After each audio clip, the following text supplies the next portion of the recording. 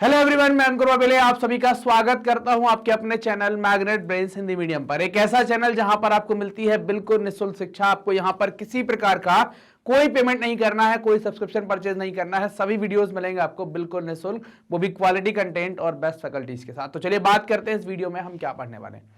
इस वीडियो के अंदर हम बात करेंगे आंकड़ों के प्रस्तुतिकरण के बारे में, प्रेजेंटेशन ऑफ डेटा के बारे में हम बात करने वाले हैं। टॉपिक है कक्षा 12वीं के भूगोल के चैप्टर नंबर 1, जिसका नाम है आंकड़े, स्रोत और संकलन।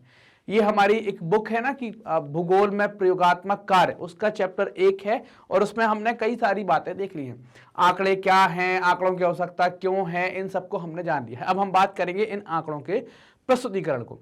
मतलब अगर किसी चीज को बहुत सही तरीके से अगर आपको नहीं बताया गया और उसको सही तरीके से आपने समझा नहीं है तो कोई मतलब नहीं है चीज का, है ना। ये बात आप समझ के रखना कि अगर बताने वाले ने आपको सही तरीके से नहीं बताया है और उसको सही तरीके से समझाया नहीं गया है, सही तरीके से आपको दिखाया नहीं गया है, तो कोई मतलब नहीं है। आंकड़े फिर आपके लिए सिर्फ एक नंबर हो जाएंगे। आप उससे कुछ अंदाजा लगाने वाले होंगे तो अंदाजा आप लगा नहीं पाएंगे, आप सब चौपट कर लेंगे और गुड़ गोबर कर देंगे पूरा। समझ रहे हैं। तो यहां पर अगर आप देखें कि एक व्यक्ति की कहानी के बारे में बात की जा रही है। एक व्यक्ति की कहानी है जो अपनी पत्नी और 5 साल के बच्चे के साथ यात्रा कर रहा है। यात्रा में उसको एक नदी पार करनी थी और वो होशियार आदमी था। ऐसा है ना, ज्यादा होशियार होता है तो वो फिर ज्यादा ही सियाना का हुआ हो गया वो, है ना। तो उसने क्या किया, नदी पार करनी थी तो उसने नदी में क्या किया कि उसने नदी के 4 बिंदुओं पर क्या कर दिया, ऊंचाई का पैमाना ले लिया। ये अलग अलग जगह है। सबसे पहले जब वो यहां पर आया तो उसने यहां पर पता किया, है ना, यहां पर पता किया कि ऊंचाई कितनी, गहराई कितनी है। तो पता चली कि यहां पर गहराई 0.6 मीटर है। थोड़ी और आगे आया तो यहां पर कितनी है, तो यहां पर मिली 0.8 मीटर। और आगे आया तो यहां पर कितनी है, तो यहां पर मिली 1.5 मीटर। और आगे आया तो यहां पर कितनी मिली, 0.9 मीटर। उसने होशियारी करी, बोले हम तो मैथ के स्टूडेंट हैं, होशियारी करते हैं। होशियारी क्या, बोले जोड़ के चारों का भाग दे देंगे तो एक एवरेज निकल आएगा। और एवरेज कितना निकला, 0.95 मीटर। अब 0.95 मीटर ये एवरेज गहराई निकली कि मतलब यहां पर जो औसत गहराई होगी नदी में वो 1 मीटर से कम है। अब वो था पति पत्नी और वो, है ना, पति पत्नी और बच्चा।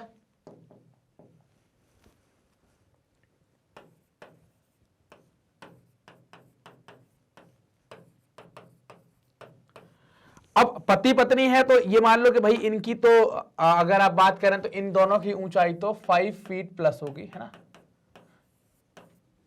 तो ये मान लो कि ये 2 मीटर 2.5 मीटर से ऊपर निकल गए आराम से, इनका कोई वैसा नहीं है। 2 मीटर प्लस तो ये हो ही गया, तो नहीं डूबेंगे। बच्चा जो है वो 5 साल का था और इस बच्चे की जो ऊंचाई थी वो कितनी थी, 1 मीटर थी। कितनी थी, 1 मीटर हुआ करती थी। अब 1 मीटर थी तो उसका कैलकुलेशन क्या कह रहा था कि भाई कैलकुलेशन में एवरेज तो कितनी निकल कर आई है, 0.95 मीटर। मतलब क्या, मतलब ये कि डूबना नहीं चाहिए क्योंकि औसत, लेकिन ये क्या है, औसत की बात थोड़ी की जा रही है। अब आपने यहां से चलना स्टार्ट किया, बच्चा यहां नहीं टकराया, निकल गया, उसकी गर्दन बाहर निकल गई। यहां नहीं टकराया, नाक बाहर रही। यहां आकर फंस गया कि उसके सिर से इतना पानी ऊपर हो गया, यहां आकर वो डूब गया और मर जाता है, डूब जाता है और मृत्यु हो जाती है। अब जब यहां से पति पत्नी और ये तीनों लोग चले थे, यहां से जब ये लोग चले और यहां पर आए तो यहां पर सिर्फ 2 पहुंचे, एक की डेथ हो जाती है, एक मर जाता है। तो जब किनारे पर पहुंचता है और किनारे पर पहुंचता है तो उसने देखा कि बच्चा नदी में डूब गया है। तो बैठकर फिर पछताने लगा, दूसरे किनारे पर सोचने लगा। क्या सोच रहा है कि लेखा जोखा थाए तो बच्चा डूबा काए। मतलब जब पूरा लेखा जोखा था, नदी की गहराई के बारे में पूरी जानकारी थी, फिर बच्चा क्यों डूब गया। तो इसका मतलब क्या है कि आपको जो जानकारी है यहां पर, है ना, आपने जो डेटा को यहां पर प्रस्तुत किया है, जो डाटा आपने प्रेजेंट किया है, उसको सही तरीके से नहीं बताया, आपने औसत गहराई बता दी है। औसत गहराई का मतलब ये नहीं है कि आप उस पॉइंट पर जाएंगे तो आपकी लंबाई बढ़ जाएगी। आप उस पॉइंट पर गए जहां गहराई 1.5 मीटर थी, वहां बच्चा डूब जाता है। मतलब ये कि आपके पास डेटा आता है तो आप उसको कैसे रिप्रेजेंट करते हैं, आंकड़ों को कैसे रखते हैं, उन आंकड़ों का कैसे उपयोग करते हैं। नहीं तो आप समझ पा रहे हैं घटनाएं कैसी घटेंगी, इसी प्रकार की घटेंगी। इस घटना को क्या कहेंगे, इसको कहते हैं सांख्यिकी दोष।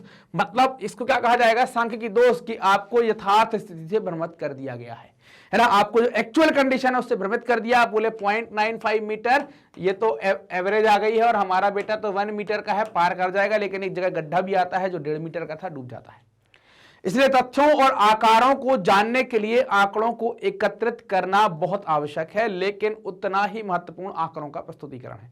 आपने आंकड़ों को इकट्ठा कर लिया, बहुत अच्छी बात है, आप जगह जगह से लेकर आ गए, ये बहुत अच्छी बात है, लेकिन अगर आप उनको सही तरीके से रिप्रेजेंट नहीं कर पाए तो फिर बहुत गड़बड़ बात हो जाएगी।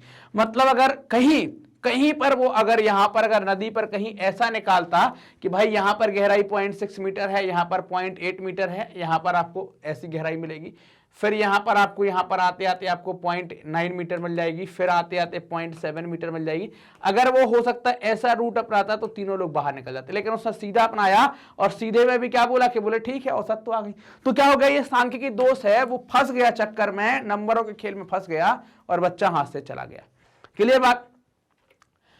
आज सांख्यिकीय विधियों का उपयोग विश्लेषण मतलब क्या करते हैं आप एनालिसिस में, जो स्टैटिस्टिक्स की जो मेथड्स है उनका उपयोग आप विश्लेषण में एनालिसिस में करते हैं, प्रस्तुतिकरण में रिप्रेजेंटेशन में करते हैं और निष्कर्ष को निकालने में करते हैं। इनमें भूगोल के लगभग सभी शास्त्रों में जो आंकड़ों का उपयोग करते हैं एक महत्वपूर्ण भूमिका निभाती है।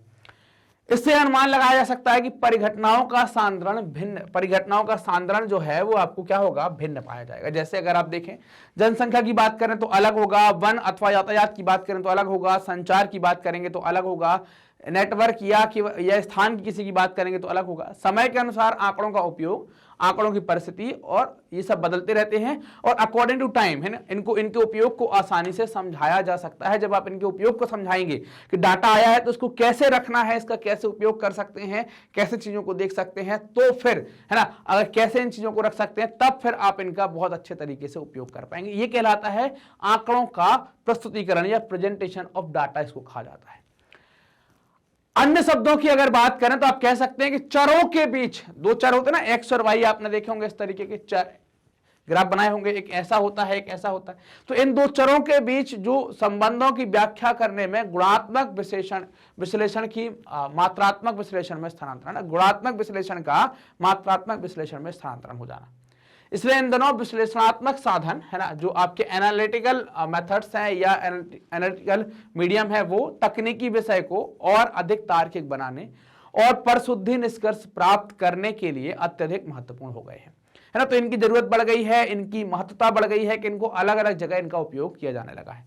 आंकड़ों के एकत्रण और संकलन में आरंभ से ही उनके सारणीयन मतलब टेबल के फॉर्म में टेबलाइजेशन, संगठन का कंपोजिशन क्या है, क्रमबद्धता, एक के बाद एक चीजें, उनका सीक्वेंस और संक्रियात्मकता विश्लेषण का जब तक कि निष्कर्ष प्राप्त ना हो जाए परिशुद्ध सांख्यिकीय तकनीकों का प्रयोग किया जाता है।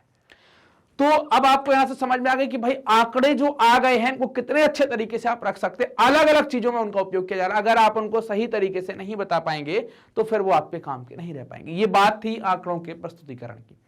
मैग्नेट बेल्स अपनी हाई क्वालिटी एजुकेशन साथ ही साथ निःशुल्क शिक्षा के लिए जाना जाता है। यहां पर आपको किसी भी कोर्स के लिए कोई पेमेंट नहीं करना है, सभी वीडियोस आपको बिल्कुल निःशुल्क मिलते हैं। ये हमारे टॉप कोर्सेस हैं, CBSE English medium, Hindi medium, NTSC, olympiad, ये सब आपके निःशुल्क कोर्स हैं जिनके वीडियो आप यूट्यूब पर, फेसबुक, यूट्यूब पर हमारी जो वेबसाइट है उस पर, और उसके अलावा हमारा जो एप्लीकेशन है यहाँ पर आप बिल्कुल निःशुल्क रूप से देख सकते हैं। आप हमसे कनेक्ट कर सकते हैं यूट्यूब, फेसबुक, इंस्टाग्राम और टेलीग्राम के माध्यम से। ये वीडियो आप देख रहे हैं मैग्नेट बेंस के हिंदी चैनल मैग्नेट बेंस हिंदी मीडियम पर, तो चैनल को सब्सक्राइब करें, वीडियो को लाइक करें, अपने दोस्तों के साथ जमकर शेयर करें। मिलते हैं अगले वीडियो में, तब तक अपना ध्यान रखें, ख्याल रखें, मस्त रहें, पढ़ते रहें। धन्यवाद।